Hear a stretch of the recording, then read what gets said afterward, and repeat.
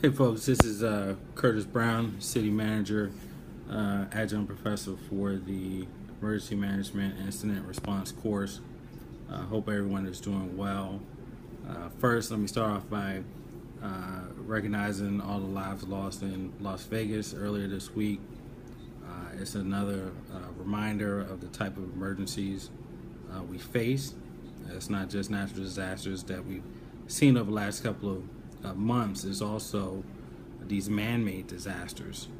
I was awakened early in the morning by an alert through our alert system that we have here in the state, and followed and tracked the emergency sort of in real time as law enforcement and all the officials in Las Vegas responded, and really saved a lot of lives.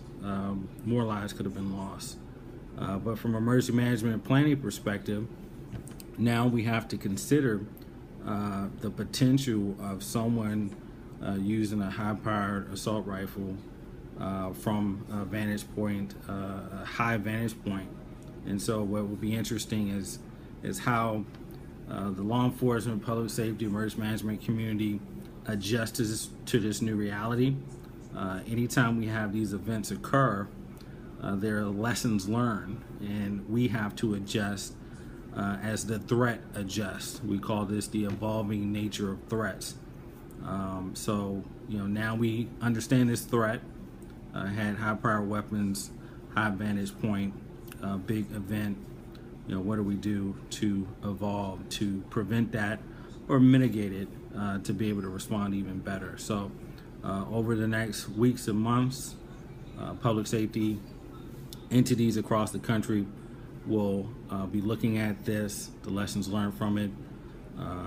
All the different public safety disciplines will be looking at it, fire, EMS, etc., to see how we can respond even more effectively to a similar incident if it were to impact us here. So this is a part of the emergency management cycle where you're constantly critiquing your preparedness, updating your plans, identifying mitigation strategies, learning from your response, recovering, and you keep that consistently going. So we'll talk a little bit more about the emergency management cycle, but I did want to recognize the bravery of both law enforcement and the citizens who helped each other, and also recognize those who were lost. Just another sad incident, but one in which we need the personnel, the people, the professionals to be able to deal with these various threats. So I appreciate everyone's interest in public safety, emergency management. I'm glad you're in this class. We need some good leaders and people like yourself. So a couple of items for this week's video. I'll keep it as brief as possible. One, I did not do a memo format for this week's discussion post. I just looked at the discussions. Most of you all have posted your discussion for this week. It is email style. By Sunday, by 6 o'clock, please respond to 2 other classmates. As it relates to the memos, I posted a sample or example memo earlier this week, just to provide a little bit more guidance on what I'm looking for in terms of your memos. And again, you gotta realize that this is government style writing, and so it's really fact-based, F-A-C-T. Your supervisor, your leadership, your colleagues in government are looking for facts. They're not looking for your opinions. You're going to be hired as a trusted subject matter expert, SME. And so I really want the style of writing and the words that you use to reflect that. And so one of the things you notice on there is I mentioned using third person versus first person. And again, that just goes to reflect that one, the normal style of professional governmental style of writing, and to eliminate the potential of the views that you're reflecting, or the information you're reflecting as opinions, versus based on facts, based on your education, your experience, based on the doctrine and the information we're gaining from this course, the factual information of the field of emergency management and homeland security. So follow that as just a guide.